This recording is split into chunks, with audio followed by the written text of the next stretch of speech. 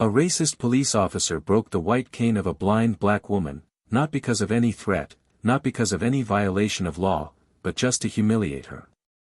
Just to make her feel small in the middle of a sunny afternoon, at a crowded community plaza, where laughter had once filled the air and neighbors came together for music, food, and connection. The sun still shined that day, but for her, the world turned cold. In a space meant to celebrate community, inclusion, and joy, she was reminded that dignity, for some, still came with conditions. She didn't say a word. She couldn't. Her hands trembled as she reached down for the splintered remains of her cane, the only thing that gave her direction in a world that had already taken so much. And as she stood there, blind and broken in more ways than one, the officer stood towering above her, smirking with a grin that said, "You'll remember this." She had simply walked too slowly, her cane tapping lightly against the pavement, following the familiar groove along the edge of the sidewalk, the same path she'd taken every Sunday to hear the local choir and smell the food trucks warming up for lunch service. But this time, she heard the footsteps behind her before she heard the voice. Deep, authoritative, indifferent. "Move. You're blocking the path." She turned her head slightly, not sure if the words were meant for her. Then, louder, with mockery, "I said move. Unless you're deaf too." And when she explained gently, her voice soft but steady, that she couldn't move quickly, that she was blind and needed her cane to feel her way, he laughed. A cruel, bitter laugh that pierced through the noise of the crowd like a blade. Then came the sound that would haunt that plaza forever. A snap. The cane broke in two like dry wood beneath his boot. "Maybe if I break this, you'll finally stay out of places where you don't belong," the words hit harder than the act itself. She stood still, not because she wanted to, but because she didn't know which way to go. Her cane was her eyes, her compass, her independence. And now, broken at her feet, it left her stranded in the middle of a celebration turned silent. People watched. Some gasped. Others whispered. But no one moved. No one helped. No one stopped him. He walked away like it was nothing. Like it was just another day, another shift, another moment where power silenced humanity. But what he didn't know, what no one knew, was that just across the street, inside an unmarked car parked beside the old post office, someone else had been watching. Someone who knew that woman better than anyone else. Someone who had spent his entire life trying to protect people like her from men exactly like that. And in that moment, he didn't just see an officer abusing his badge. He saw his mother being stripped of her dignity. He saw years of struggle, of quiet strength, of survival, mocked in front of a crowd too stunned to speak. And he saw red. What happens when justice comes wearing a suit instead of a badge? What happens when power is challenged not with fists, but with federal law? The officer thought he was just breaking a cane. But he broke something far greater. He triggered a chain of events that would shake the entire department from the inside out. Because that son didn't just work in law enforcement. He was the law enforcement. And he wasn't just any agent. He had been assigned, months before this incident, to a covert federal task force investigating excessive force and civil rights violations among local police departments. He'd been gathering evidence. Watching. Waiting. Building a case that needed just one undeniable moment to tip it into action. And without knowing, this officer had handed him that moment on a silver platter, under a blue sky, in front of witnesses, cameras, and enough evidence to dismantle everything he once believed was untouchable. But there was something else, something deeper, that made this case even more personal. This wasn't the first time that officer had crossed the line. This wasn't his first abuse of power, his first racially charged act disguised as procedure. The truth was, he had a pattern. A history. And the deeper the investigation went, the uglier it got. Old files were reopened.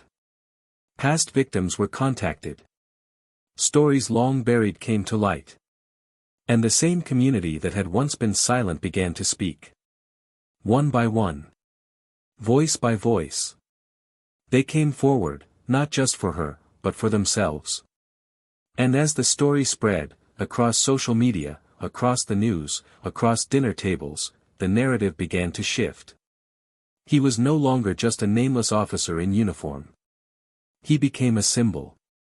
A name that people remembered not because of the badge he wore, but because of the shame he brought to it. Meanwhile, the woman he tried to erase with a single act of cruelty became the heart of a movement. A face of resilience. A mother who endured what no one should, and whose son made sure she would never suffer in silence again. But the question remains, how far did this son go to get justice? What exactly did he do that shocked the entire police force, and the nation, in the days that followed? How did one act of humiliation lead to a federal takedown no one saw coming? And most of all, what did the officer say when he realized who she really was?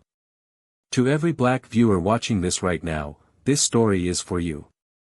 Here on Plow of Twist, we stand firmly against racism in all forms. We believe in justice, in truth, and in using stories to expose the reality that many try to silence.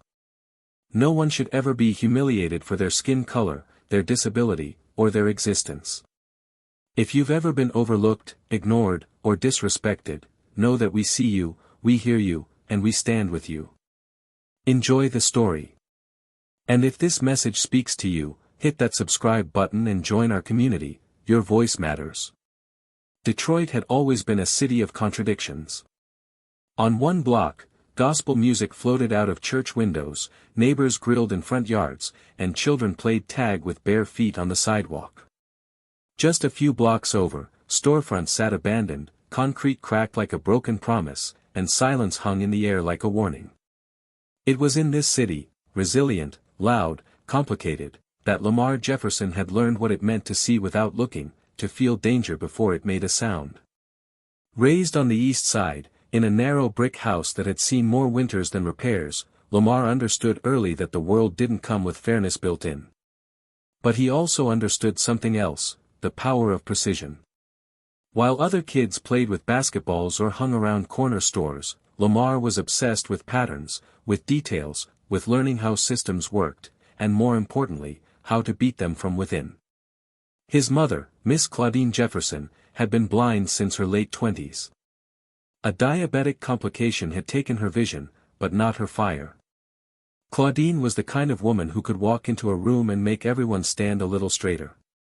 She wasn't loud, but her presence carried weight. She wore long skirts, sensible shoes, and always kept her hair tied in a silk scarf that matched her earrings. Claudine had raised Lamar alone after his father walked out when he was still in diapers. No court battle, no final argument, just an empty chair at the kitchen table one day. But she didn't crumble. She never did. She worked at the local senior center as long as she could, taught Lamar how to iron his own shirts, how to stretch groceries through the week, how to speak clearly and never mumble when demanding respect. And every Sunday, she walked the same 5 blocks to the community plaza, tapping her cane with quiet rhythm, not because she needed help, but because she needed to be seen, to exist fully, proudly, and unapologetically. Lamar adored her, though he didn't always know how to show it. His way of loving was through action, through protection.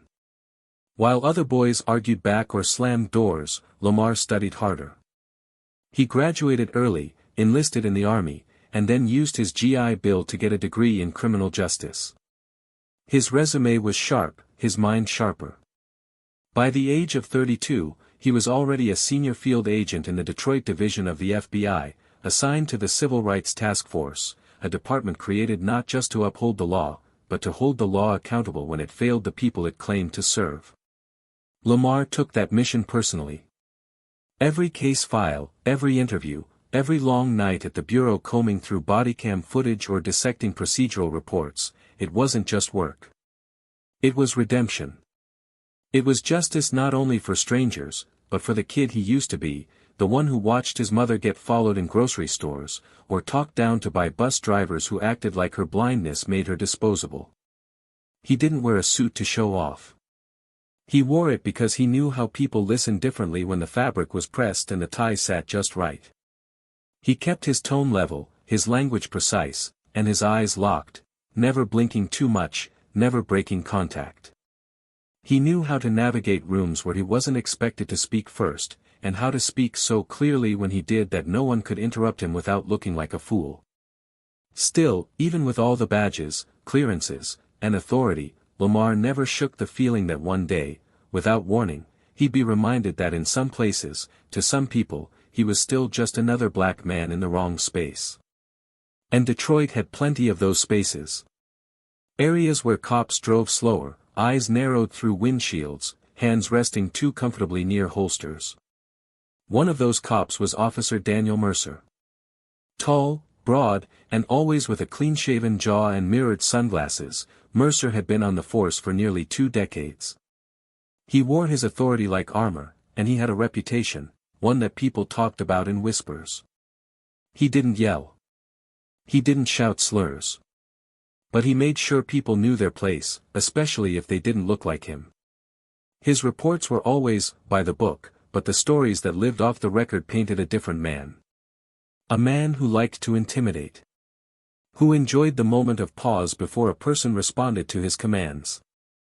Who treated de-escalation as weakness and viewed empathy as liability. That particular Sunday had started like any other for Miss Claudine. The weather was warm, the plaza alive with families, music, and the smell of jerk chicken from the food truck 2 streets down. She walked slowly, her cane tapping confidently, a reusable tote slung over one shoulder filled with a Tupperware of sweet potato pie she promised to share with a friend. She couldn't see the colors around her, but she could hear the world, the distant beat of bass, a child laughing, the flap of a plastic banner in the breeze. She felt the sun on her skin and smiled.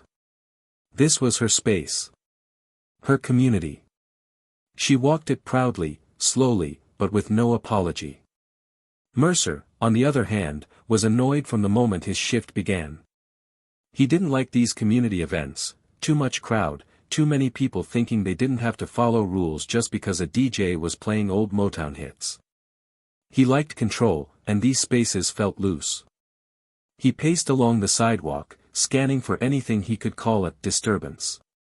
He told a teenager to turn down his speaker, told a group of boys to pull up their pants, warned a street vendor about unlicensed selling, though he didn't write any citations. He didn't need to. The look was usually enough. He saw Claudine from across the plaza, moving slowly in his direction. Her cane tapped, paused, tapped again. She wasn't in anyone's way. There was space on either side. But something about the scene irritated him. Maybe it was the way others moved aside for her, or how she didn't seem to notice him. Maybe it was that she didn't look afraid. Mercer had grown to expect fear, or at least deference. But she didn't give it. As she reached the center of the walkway, just a few feet from a table handing out free flyers for tenant rights, he stepped forward. His shadow blocked the sun from her face. She paused. "Excuse me, sir," she said gently. "I'm just trying to get to the other side." "You're in the way," he said flatly. "People are trying to get through." "I won't be but a moment," she answered, lifting her cane slightly. "I just need to feel the edge of the..." Before she could finish, he stepped on the cane. A sharp crack echoed off the plaza tiles. Gasps followed. The cane splintered in half, one piece bouncing a few feet away. Claudine froze. For a second, no one moved. Then Mercer leaned in, his voice low, measured, and poisonous. "Maybe if I break this, you'll finally stay out of places where you don't belong," a murmur rippled through the crowd. A man in a lawn chair stood up. A woman behind a stroller pulled her child closer. But no one stepped forward. Not yet. Claudine bent, slowly, reaching for the broken wood. Her fingers shook slightly. She didn't cry. She didn't yell. But her face, calm, steady, said everything. And that silence was louder than any protest could have been. Just a block away, sitting in an unmarked black sedan with government plates and tinted windows, Lamar Jefferson watched the entire thing. He wasn't supposed to be there. He had taken the day off, planned to meet his mother at the plaza for lunch and maybe a dance or two. But duty never really left his mind, so he arrived early, parked discreetly, and scanned the area out of habit. He wasn't expecting trouble. But then again, he never was.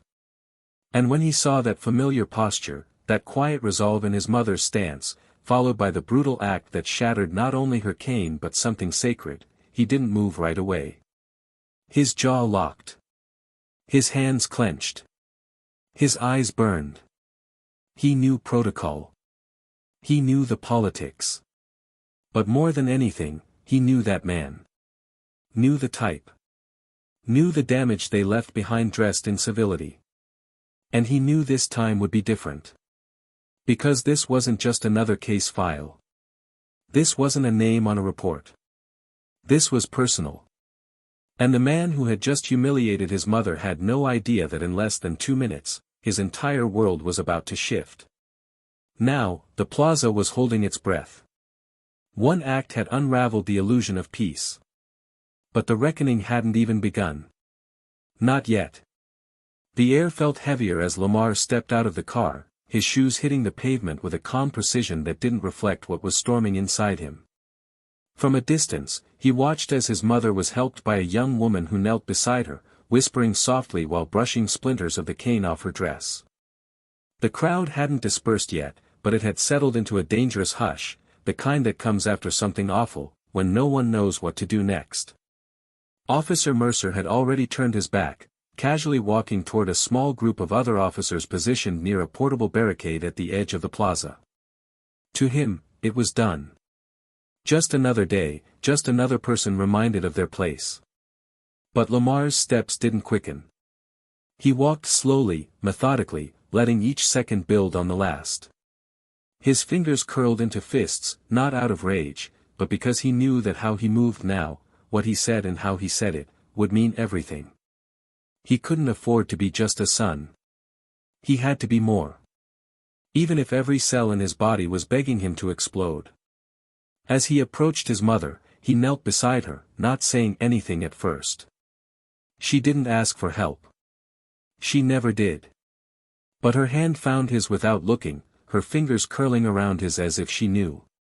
He looked up and saw her face, composed but fragile in a way he hadn't seen in years. She whispered his name, and he nodded once. That was enough. He stood, his back straightening, and turned to face the officers across the plaza. He wasn't in uniform. No badge was visible. But the authority in his stride made people step aside without asking who he was. The silence followed him like a shadow. Mercer noticed him halfway across the distance. His smirk faded, replaced by a slight narrowing of the eyes, like a man trying to decide if he should remember this face. Lamar didn't give him time to figure it out. When he spoke, his voice carried with an evenness that cut through the air like steel. "I need your badge number." Mercer's eyebrows lifted with lazy amusement. He didn't respond immediately, just studied Lamar for a moment before letting out a short scoff. "Who the hell are you supposed to be?" Lamar stepped closer, his ID already in hand, flipped open with practiced motion. The gold shield gleamed in the sunlight, but it wasn't the metal that made Mercer's jaw tighten, it was the initials, FBI. The silence cracked. Mercer tried to regain control. He straightened up, shifted his weight, made a show of adjusting his utility belt. "You're not in your jurisdiction," he muttered, but there was no weight behind the words. Lamar didn't blink. "I am when a federal civil rights violation happens in broad daylight in front of a crowd of witnesses. You assaulted a disabled citizen. You did it without provocation. And you did it with the kind of confidence that tells me this isn't the first time." Mercer's jaw worked silently, his lips pressed in a flat line. One of the other officers behind him took a step forward but hesitated. No one wanted to be the one to speak next. Lamar didn't need them to. He turned to the crowd, lifting his voice slightly. "If you saw what happened here, I need you to stay. Statements will be taken. Videos will be reviewed. But your voice matters." His eyes didn't waver. "You're not invisible. Back at the plaza bench, Claudine sat quietly, surrounded now by several neighbors, including one man holding the broken cane like it was sacred. The woman who had first helped her pulled out her phone and opened her video app. Others followed. Screens lit up. Angles shifted. The story was being documented. Later that evening, in a quiet office inside the Detroit field office, Lamar sat at his desk with a folder open and the plaza footage paused at the exact moment Mercer's boot met the cane. The sound, that sharp crack, echoed again through the speakers, but Lamar didn't flinch. Beside him, Special Agent Teresa Halpern leaned forward, eyes scanning the footage with a grim expression. "That's deliberate," she said finally. "That wasn't an accident. He did it knowing exactly who she was." Lamar nodded, his jaw tense. "He doesn't know who she really is. Not yet. But he will." Teresa exhaled, leaning back in her chair. "You ready for this? Taking down a local officer in a public way, it's going to shake some cages. We need everything airtight." "I've been building this case for months," Lamar said without hesitation. "We already had Mercer flagged for questionable stops. Excessive use of force complaints that disappeared in admin reviews. I didn't have enough. Now I do. Now it's personal." She looked at him carefully. "Just make sure personal doesn't cloud professional."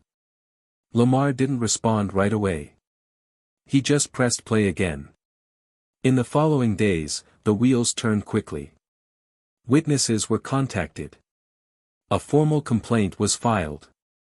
A temporary suspension was issued, and Mercer's name appeared in the local paper, not as a hero, but under the headline, "Officer under investigation for assault on disabled resident."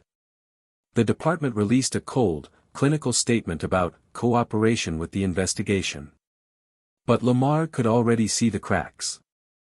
Officers who had once closed ranks around Mercer now whispered in break rooms. A few quietly sent anonymous emails. And one, an older patrolman who had worked with Mercer for nearly 10 years, requested a private meeting. He showed up late at night, no uniform, just a windbreaker and worn hands. He didn't sit, just stood in Lamar's office, shifting uncomfortably. "There's more," he said finally. "Stuff you won't find in his files." Lamar waited. He liked it.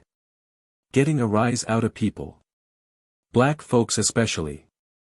He knew how to push without tipping over the line. "But this, what he did to your mother," the officer looked down.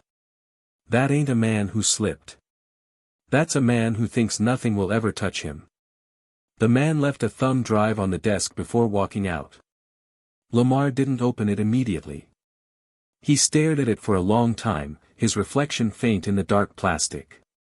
Then he slid it into his computer. The footage was grainy. Old security cam clips, time-stamped from years ago. None of it in the reports. Mercer grabbing a teen by the collar outside a liquor store. Mercer shoving a man into a wall during a traffic stop. Mercer pressing a knee a little too long into someone's back. No sound, no context, but the pattern was there. A pattern of control, of deliberate humiliation. He hadn't just been enforcing the law. He'd been enjoying the fear. But something else caught Lamar's attention. A frame, paused by accident. A teenager, barely 16, face turned slightly away, hands behind his back. The date was familiar. Too familiar. He leaned forward. The shape of the jaw. The scar on the cheek. It was him. Lamar had buried the memory. A wrongful detainment, no charges, no apology. Just fear, confusion, and a warning to keep his mouth shut before being let go hours later. That had been his first encounter with Mercer. And Mercer hadn't remembered. Because to him, Lamar had just been another scared black kid. Forgettable. But Lamar remembered.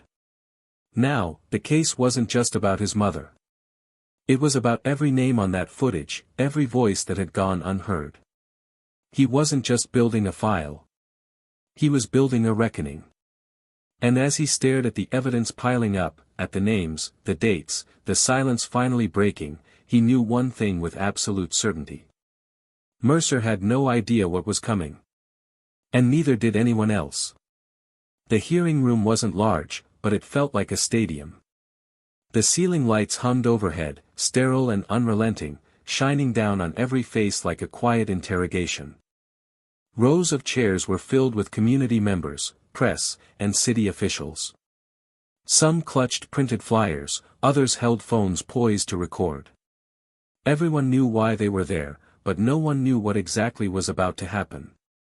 Lamar sat on the left side of the long table at the front, his expression unreadable, the FBI insignia on the binder before him subtle but unmistakable. He didn't fidget. He didn't glance around the room.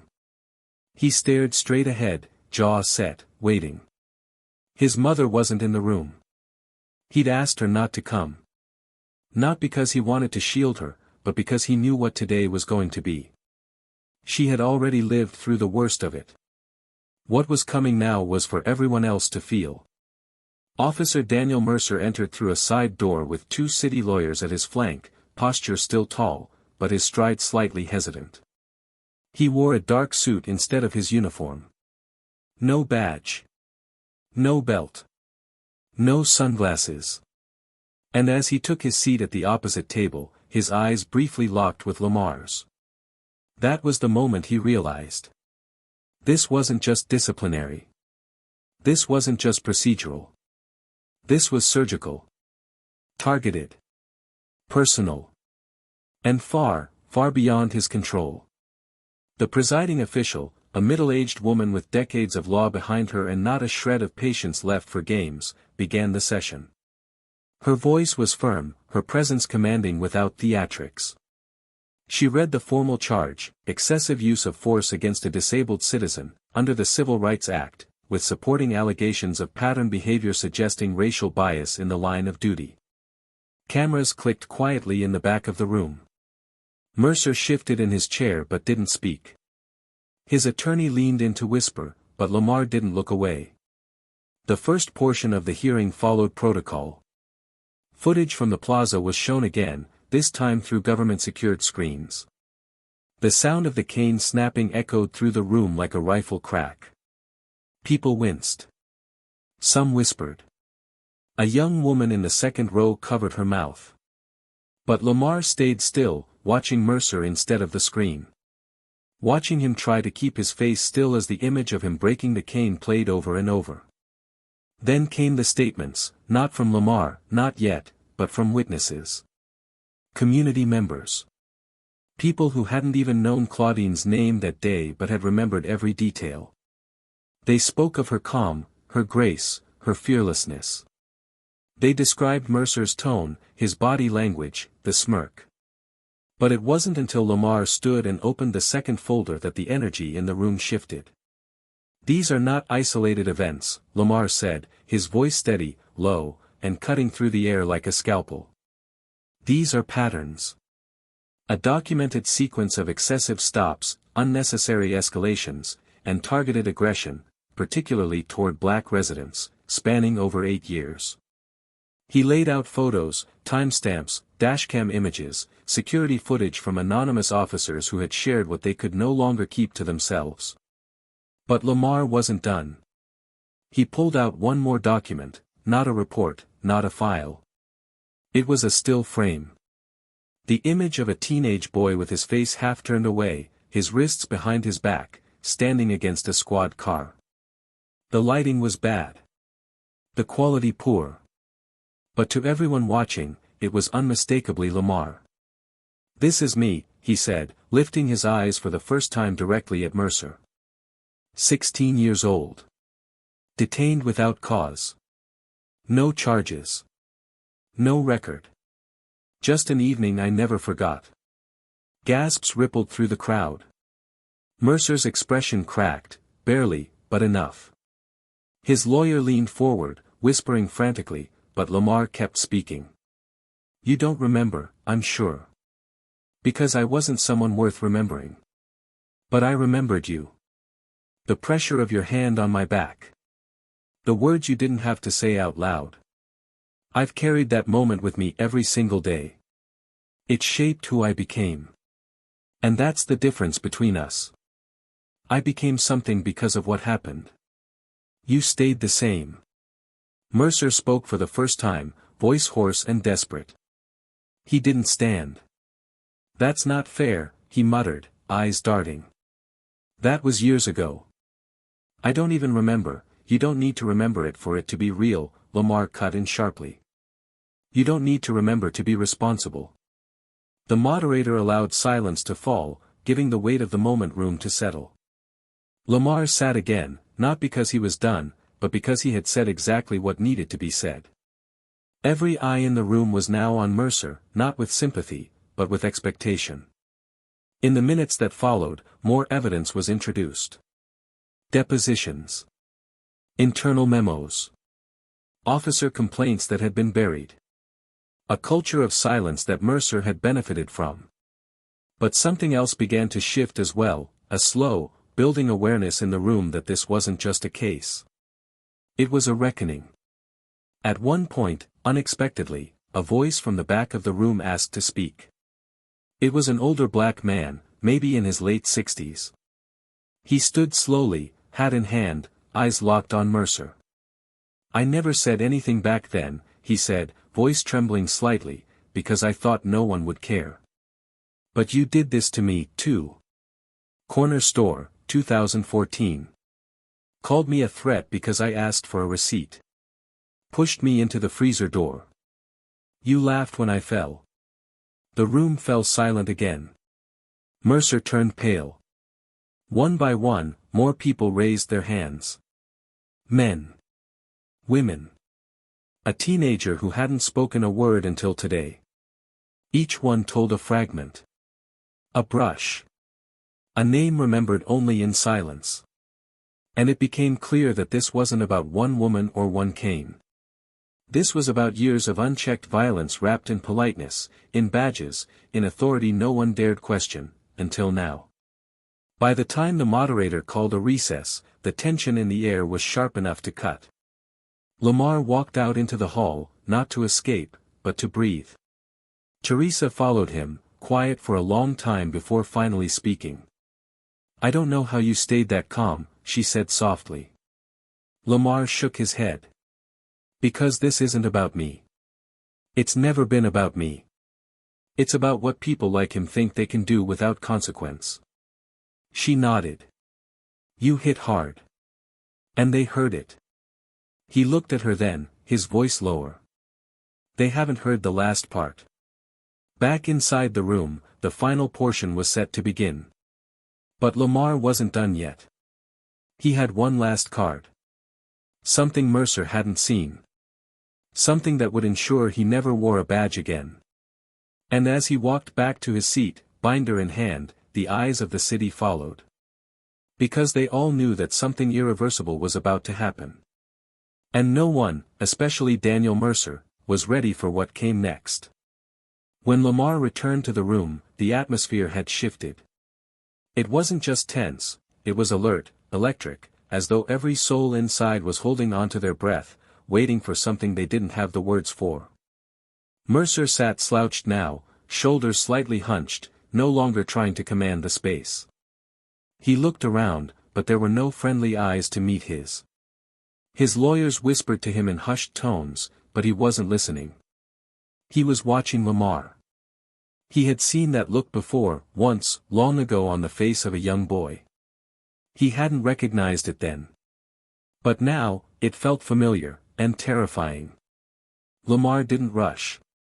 He approached the podium slowly, flipping open a smaller, black folder this time. The room quieted again, instinctively.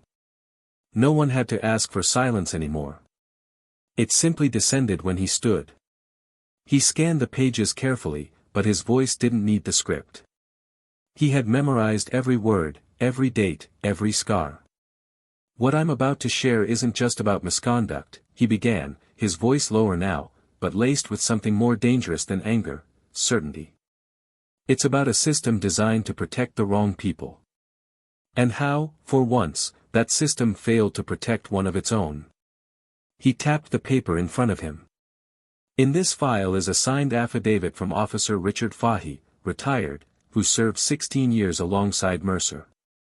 Fahey was present during several of the incidents that have been submitted into evidence, and he has testified, under oath, that he witnessed Mercer falsifying reports, intimidating witnesses, and altering scene documentation to shield his own actions. A rustle moved through the crowd like wind through dry leaves. The moderator straightened. Mercer's attorney immediately stood, objecting that this was outside the scope of today's hearing, but Lamar calmly raised a hand, anticipating the disruption. It's not outside the scope, he continued, because Fahey also testified that Mercer bragged about having protection. That he had friends in high places who would bury any complaint if things ever got too hot. But what Mercer didn't know, is that the person he named, his so-called protection, was part of an FBI task force partnership. And when that name hit our system, it triggered a flag. Now Lamar reached into the folder again, pulling out a small, labeled USB drive. "What's on here," he said, "is a recorded phone call from 4 months ago." Mercer, unaware his call was under surveillance, spoke to this contact, someone already under federal watch, about a situation involving an officer-involved injury that needed to be massaged. He looked directly at Mercer now. That case was buried. The victim? A 17-year-old who now walks with a limp and never got his day in court. Mercer's hands were clenched, his face blank, but his eyes gave him away. The recognition. The fear. He wasn't just being exposed, he was being unraveled. Piece by piece. Thread by thread. One of the lawyers beside him leaned in, hissing something urgent. Mercer snapped back, voice tight, desperate. "That's illegal surveillance." "You can't," Lamar cut him off without raising his voice. "Actually, it was part of a federal corruption investigation. We weren't even looking at you, until you implicated yourself." The moderator cleared her throat, trying to maintain formality, but even her composed demeanor was thinning.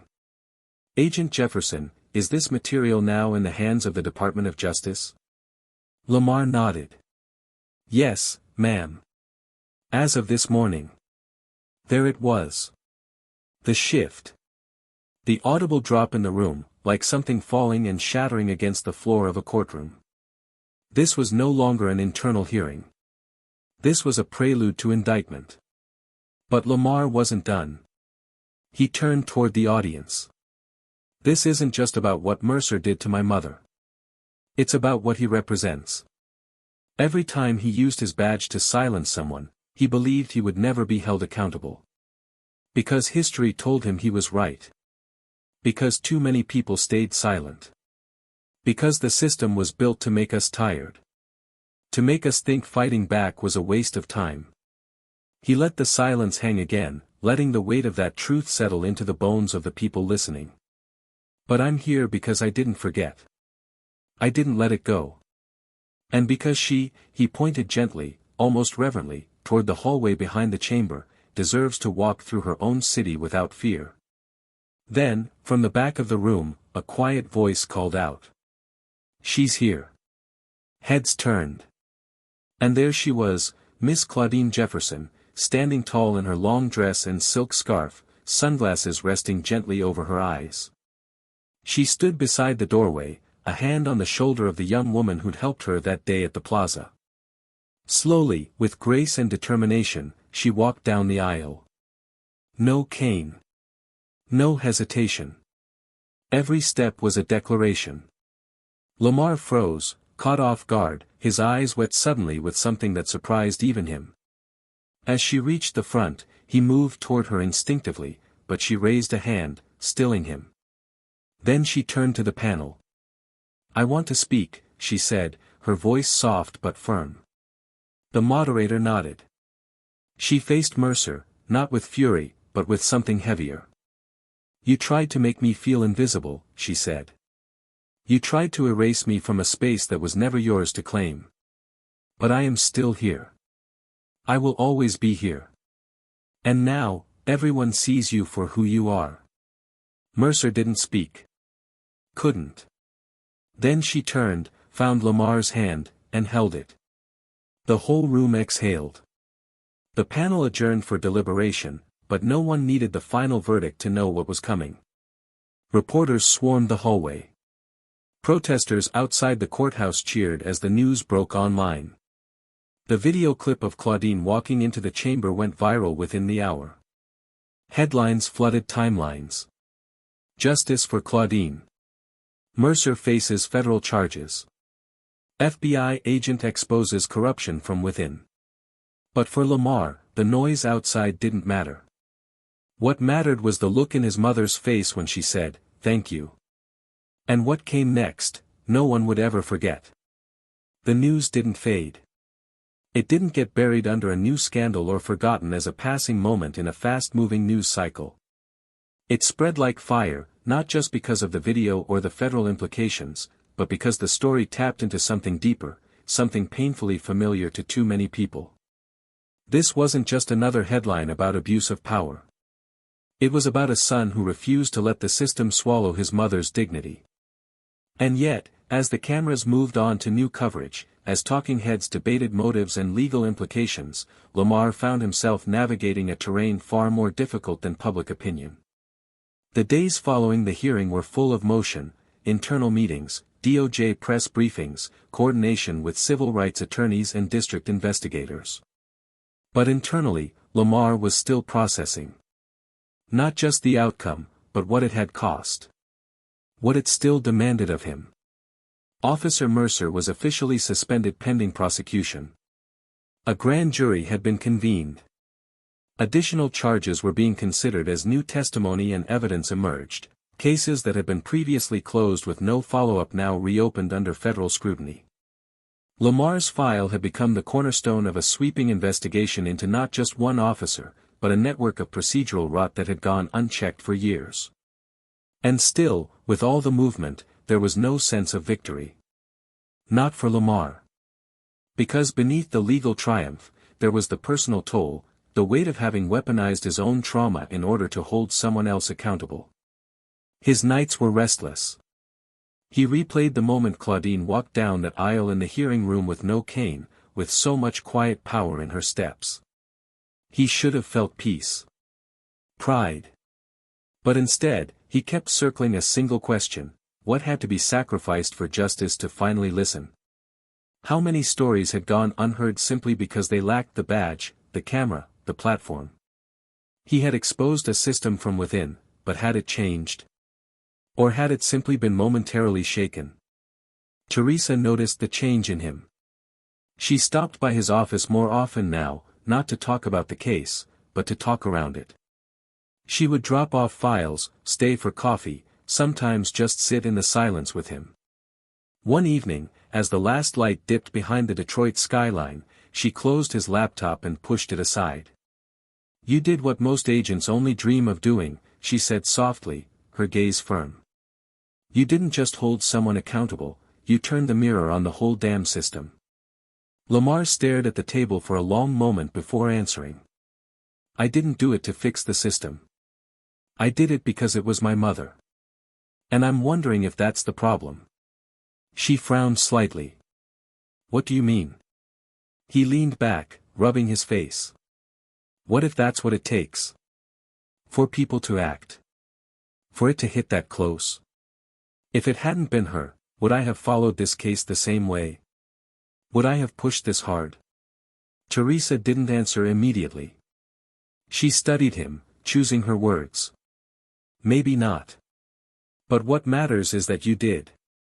And that because you did, a lot of people who've been silent their whole lives finally had the courage to speak.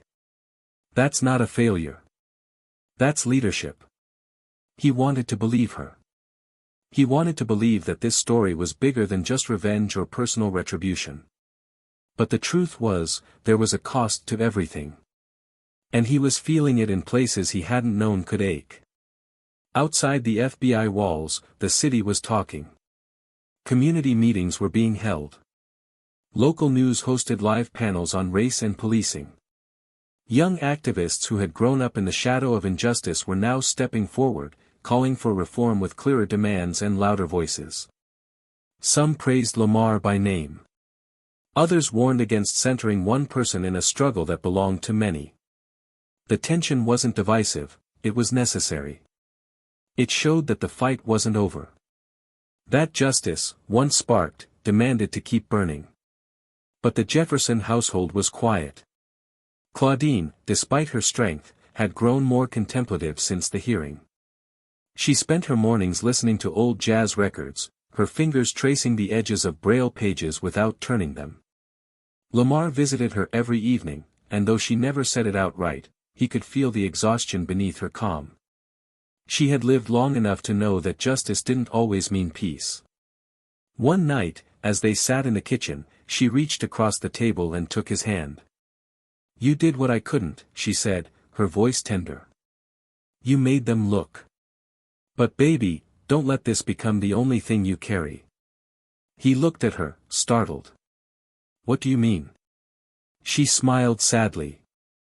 "I carried silence for decades. I thought I was doing the strong thing, the dignified thing.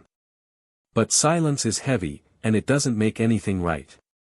Now you've made noise. Loud, righteous noise. And they heard you. But you can't carry every injustice by yourself. It'll hollow you out." Lamar nodded slowly.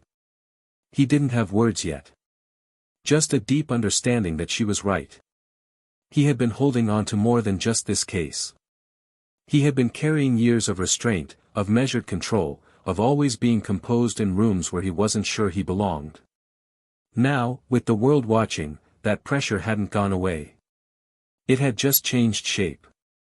The moral line had blurred for him.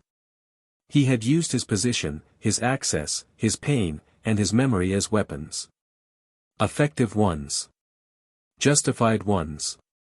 But weapons nonetheless. And that left him with questions no court could answer. Weeks passed. The DOJ announced formal charges against Mercer, multiple counts. His mugshot appeared in the papers, on websites, flashed briefly across morning television screens. The once untouchable officer now awaited trial, facing up to 20 years if convicted. The police department issued a statement promising internal review and transparency. A familiar refrain. But this time, there was movement. Suspensions. A shift in leadership.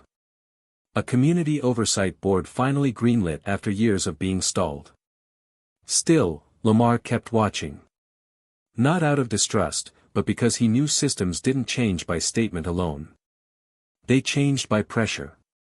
Relentless, focused pressure. And the real question now was whether that pressure would continue, whether others would pick up the baton, keep pushing, keep demanding. Because as much as Lamar had initiated the reckoning, he knew this wasn't his finish line. It wasn't even his story anymore. It had become everyone's. And yet, beneath all of that, something unresolved stirred in him. Not regret. Not doubt.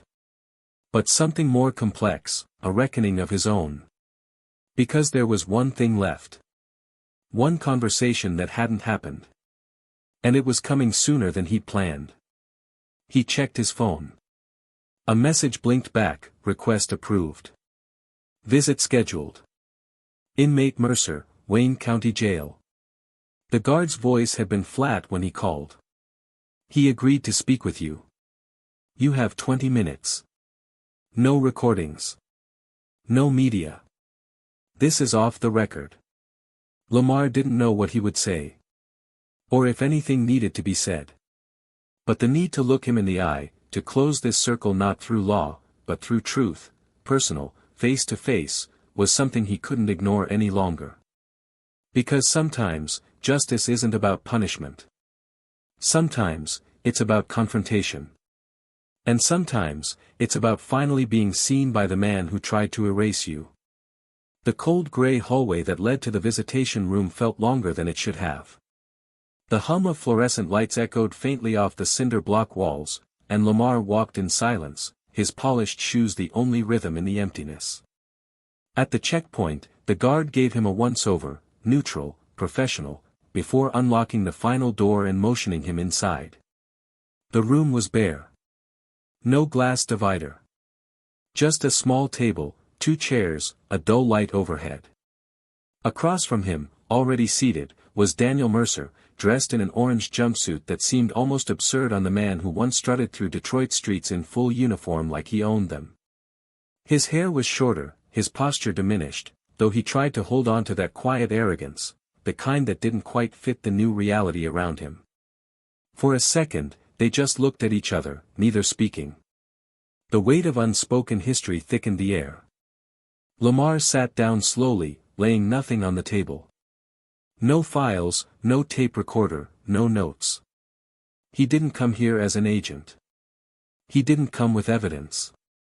He came for something raw. The silence lingered until Mercer finally leaned forward slightly, a shadow of the smirk twitching at his lip. He cleared his throat and looked up. "So what now, you came to gloat? To get your last word in? That it?" Lamar stared at him for a long moment, his voice steady when it finally came. "No. I came because I needed to see you without the uniform. Without the badge. Without the weapon. Just as you are." Mercer chuckled, but there was no real humor in it. "You think that changes anything? You think seeing me locked up makes up for what happened?" Lamar didn't blink. "It doesn't change what you did. Nothing will. But this moment, it's not about what I feel. It's about what you never said. What you still won't say." Mercer's eyes darkened. His jaw twitched, but he didn't answer. "You targeted people who couldn't fight back," Lamar continued. "You did it with a smile. You humiliated my mother not because you were afraid of her or because she posed a threat, but because you could. And you thought no one would hold you accountable. You wanted her to feel small. Invisible. You wanted to remind her that your authority was bigger than her dignity." Mercer opened his mouth, a flash of defiance rising, but Lamar cut him off. "Don't pretend this was a misunderstanding. You knew what you were doing. That wasn't an accident. That was a message. And now the message has been returned." Mercer sat back, shaking his head slowly. "You really think you're better than me, don't you?" Lamar's tone didn't waver.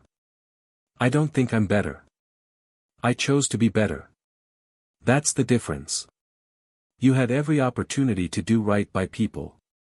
You could have served your community with honor. But you chose to use your badge like a shield for your fear, your hate, your need to dominate. And when the time came, when you saw an elderly blind woman walking peacefully through her neighborhood, your instinct wasn't to protect. It was to crush." For the first time, Mercer looked down. His hands fidgeted slightly in his lap, the bravado cracking, if only for a second. He didn't speak. Not right away. When he did, his voice was lower. "You don't know what it's like. You show up all polished, all righteous. But you never had to wear that badge out there and get looked at like the enemy, like a target. You walk into a room and people give you respect. Me? I had to take it." Lamar's voice dropped, more controlled now, but edged with steel. "No one forced you to choose cruelty. No one forced you to make fear your weapon. You weren't just a man under pressure, you were a man who enjoyed control. There's a difference between being feared and being respected. You chased the first one so hard, you forgot the second existed." The silence that followed was heavier than any argument. Mercer leaned back again, folding his arms as if to protect what little remained of the version of himself he still believed in. Lamar watched him for a moment longer, then pushed his chair back slowly and stood. "I didn't come here for an apology. I didn't expect one. People like you rarely give them because it requires facing yourself without excuses. But you're going to sit in that cell and think about this moment. Not because of what I said, but because of what you didn't. You lost everything, and the worst part is, you don't even understand why." He turned to leave, but Mercer spoke again, his voice bitter. "What do you want from me, man? You got me. You won. You exposed me. You broke me down in front of the whole damn city. Why come here? Lamar stopped, his back still turned. Because there's a difference between being punished and being changed. And I needed to see which one you were going to be. He didn't wait for a response. He walked out with the same calm he'd entered with, his heart pounding not from rage, but from release. The weight was shifting. Not gone. Never gone. But lighter now. Outside the jail, the sky had darkened into a soft slate, clouds thick but unmoving. The air smelled like coming rain. Lamar stood still for a while, breathing in the silence. No reporters. No attention. Just him, the city, and a strange, unfamiliar sense of stillness. His phone buzzed in his pocket. A message from Claudine, dinner's warm when you're ready. And I am proud of you. Always. His chest tightened. Not with pain.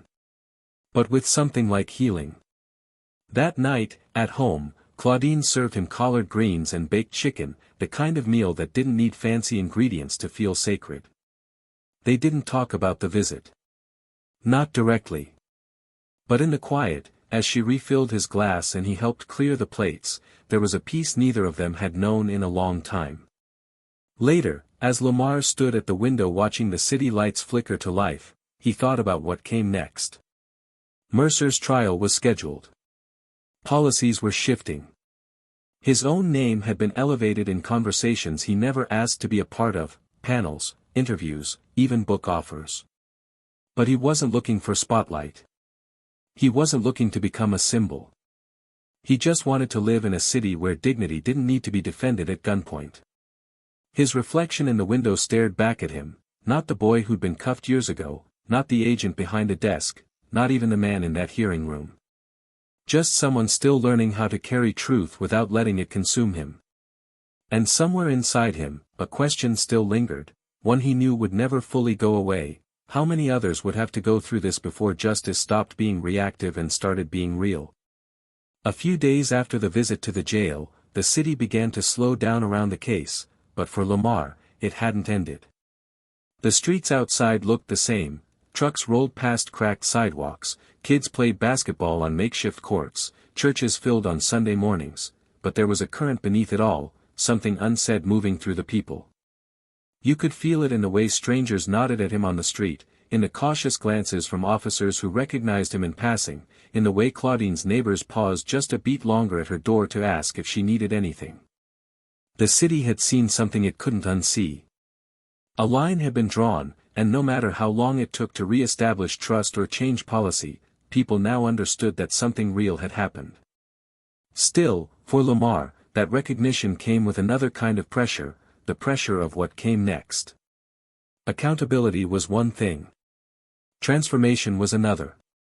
He sat across from a city councilwoman in a small downtown office that smelled of old carpet and fresh coffee. She was tired but sharp, eyes scanning the papers on her desk as Lamar spoke. They weren't there to talk about Mercer anymore. That was already in the hands of the court. They were there to talk about what could change permanently. Civilian review boards with actual enforcement power. Body cam audit procedures with third-party access. Mental health crisis response teams. A revised training program rooted in de-escalation and community engagement, not just force. Lamar explained each point with the same calm precision he had used in courtrooms, in interrogations, in policy briefings. But this time, there was something more personal in his voice, not passion, exactly, but weight. A kind of exhausted clarity. She looked up at him finally and said, "You know, most people come in here with slogans. With anger. You're coming in here with blueprints." Lamar nodded. "That's because I'm not trying to be loud.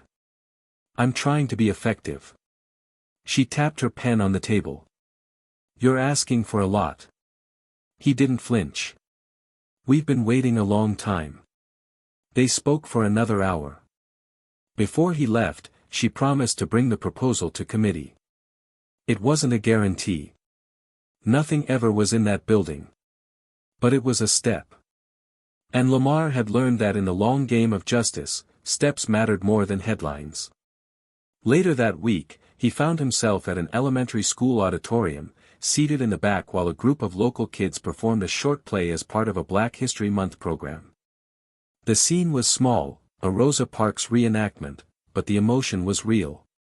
One of the girls delivering the line about dignity had tears in her voice, and Lamar found himself unexpectedly moved. Not just by the words, but by the way the crowd, mostly black parents and grandparents, leaned forward, holding on to every syllable like it was something fragile. After the program, a teacher approached him. She looked nervous but determined.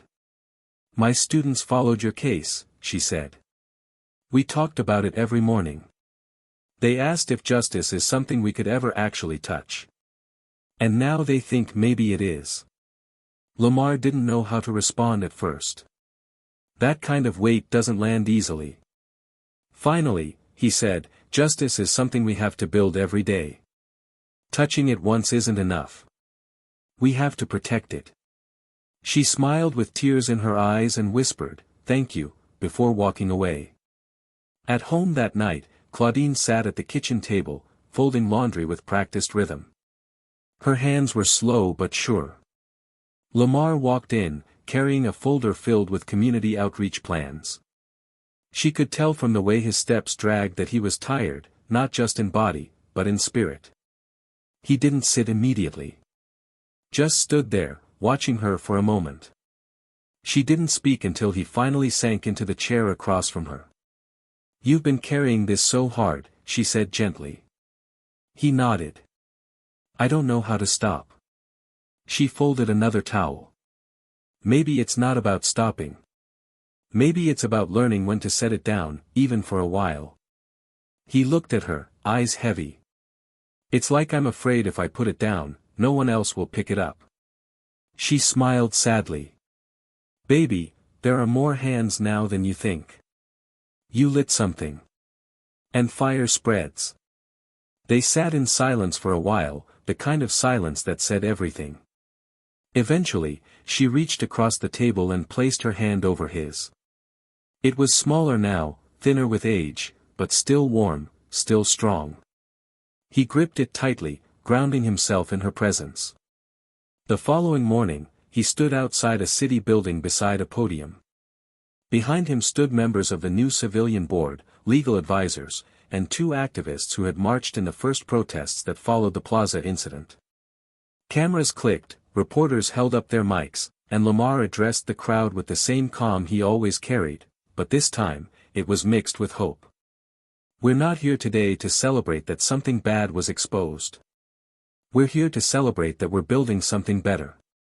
Accountability is only the beginning. Equity is the goal. And that doesn't start in Washington. It starts right here. In your neighborhoods. In your conversations. In your schools. In your homes. And if we do this right, the next generation won't just remember the injustice, they'll remember the correction." Applause followed. Not roaring, but steady. Real. The kind of response that told him people were not only listening, they were ready. As the crowd dispersed, one man approached slowly. Older. Dressed in a janitor's uniform with tired eyes but a straight spine. He looked at Lamar and said, "I saw you in that room with him. And I saw your face when you walked out. You carried it all the way through. And I just want to say, for all of us who never got the chance, you made us proud." Lamar nodded, emotion tightening his throat. "Thank you," he managed. "It means more than I can say." Later that night, as he drove home, the city lights blurred through the windshield like constellations in motion. His phone buzzed with new messages, more speaking requests, interviews, invitations to conferences. But he didn't answer any of them. He just kept driving. Past the plaza, now refurbished with a new ramp and wider walkways. Past the mural of black leaders painted across the wall of the community center, now featuring a new addition, a blind woman walking tall, head high, scarf blowing in the wind. It stopped him. He pulled over, stepped out, and just stood there in the cool night air, looking up at the art. No plaque. No name. Just her silhouette, immortalized not as a victim, but as a force. He took a deep breath. The trial was coming. The pressure would rise again. The world would watch, dissect, judge. But tonight, standing there in the quiet glow of the streetlight, Lamar felt something he hadn't felt in years. Readiness. The courtroom was packed the day the verdict came down. The air buzzed with tension, not chaos, controlled, sharp, like a breath held for too long.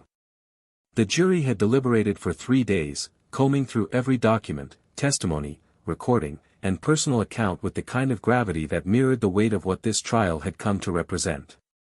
It was never just about Daniel Mercer. It was about a culture, a pattern, a power structure that had been chipped away piece by piece until finally, someone stood at its center and refused to back down.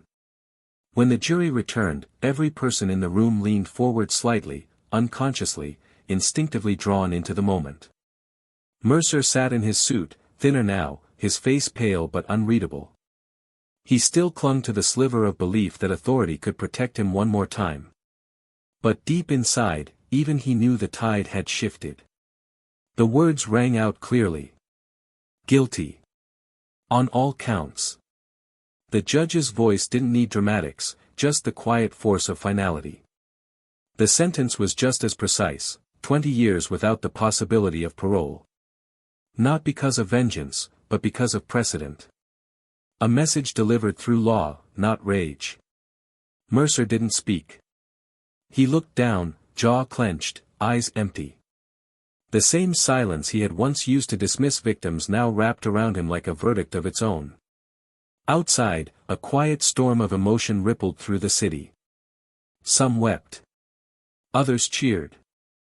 For many, it wasn't about celebration, it was about validation. The feeling that the years of being ignored, feared, or dismissed hadn't been for nothing. Claudine stood with Lamar outside the courthouse steps. She wasn't smiling, but her presence was radiant. She wore the same scarf she'd worn the day of the attack, now pressed and wrapped like a crown. When asked by a reporter how she felt, she didn't speak for long. All she said was, "Now maybe we can walk without lowering our heads." That was enough. Lamar didn't return to the bureau immediately. He took time, real time, to reflect, to recover, and to redefine what came next. The badge, the suit, the title, they no longer defined him the same way. He had become more than a federal agent. He had become a symbol of accountability, of controlled fire, of justice wielded with intention. When he finally did return, it wasn't to pick up where he left off. It was to build something new. He took a leadership role in the development of national oversight protocols. He created a community partnership division inside the bureau, focused entirely on rebuilding trust, using the Jefferson case as the blueprint. He trained new agents not just to enforce laws, but to question the systems behind them. The badge on his chest meant something different now, not just authority, but responsibility. Teresa, who had walked every step of the case beside him, transitioned into a liaison role for field offices across the country, often using Lamar's policy work to advise on internal culture change. They remained close, not just as colleagues, but as people who had seen the worst and chosen not to become it. They spoke less of the case and more about what could be built in its aftermath. Claudine's life changed in quieter, more powerful ways. She started a foundation with the settlements she received, focused on legal advocacy and accessibility for the disabled, particularly those in underserved communities. It became a resource hub, a mentorship space, a safe haven. She never sought publicity, but her story inspired a wave of local movements centered on dignity and visibility. At community events, people would stop her not just to say thank you, but to say they were walking differently now, slower, more aware, more upright. She never carried a cane again. Not because she no longer needed it, but because the city had finally learned to move around her with grace. And the city itself? It wasn't perfect. It didn't transform overnight. But something had shifted. Young people began attending city council meetings. Formerly silent neighbors started organizing. Officers who had once stayed quiet began speaking out about internal reform. Schools invited community leaders to speak on justice. The plaza where it all began was renamed, not after a politician, but in honor of strength. The new signage read, Jefferson Square. Lamar stood there one evening alone, just after sunset. The light caught on the metal plaque. He traced the edge of the words with his fingers, breathing in the stillness. He didn't feel triumphant. He felt complete. The road had been brutal. The price had been high. But something real had come of it. Not just a verdict. Not just a sentence. A seed.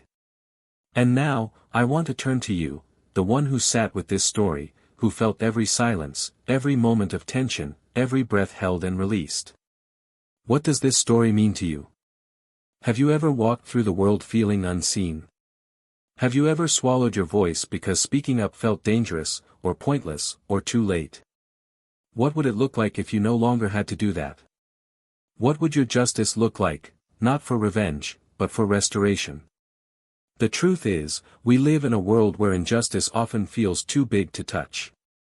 But this story reminds us that sometimes justice doesn't roar, it whispers, it walks, it stands still until someone decides to step forward. Lamar didn't want to be a symbol. Claudine didn't want to be a martyr. But when the moment came, they showed up. And by doing so, they changed everything. So ask yourself, who do you need to show up for? What silence do you need to break?